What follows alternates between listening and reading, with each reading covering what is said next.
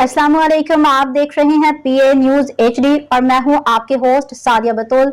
शामिल करते हैं आज की अहम खबरें। सरदार जी 3 का पाकिस्तान में पहले दिन 4.5 करोड़ का रिकॉर्ड बिजनेस। भारतीय पंजाबी सिनेमा की ताज़ा तरीन पेशकश।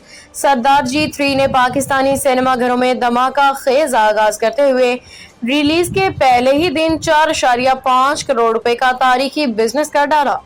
भारत में मुतनाज़ा करार दिए जाने वाले दिलजीत दोसांझ और पाकिस्तानी अदाकारा हानिया आमिर पे मुश्तमिल इस फिल्म ने न सिर्फ भारतीय बल्कि मुकामी पंजाबी फिल्मों के तमाम रिकॉर्ड तोड़ दिए। ये दिलचस्प अमर है कि जहां पाकिस्तान में फिल्म को जबरदस्त पजीराई मिल रही है, वहीं भारत में ये कास्ट के हवाले से तनाज़ात का शिकार है। 27 जून को आलमी सतह पर रिलीज होने वाली इस फिल्म की गैर मुतवक्के कामयाबी ने फिल्म साजों को भी हैरत में डाल दिया।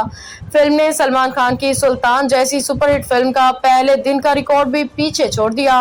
महंगाई और सिनेमाघरों की बंदिश जैसे मसाइल के बावजूद पाकिस्तानी शायकीन ने फिल्म को जो जबरदस्त पजीराई बख्शी, वो मुल्क की फिल्मी सनत के लिए एक उम्मीद अफजा इशारा है। फिल्म की मयारी शूटिंग, दिलजीत और हानिया के दिलकश जोड़ी और पंजाबी सकाफत की शानदार अक्कासी ने नाजरीन को सिनेमा घरों की तरफ खींच लिया।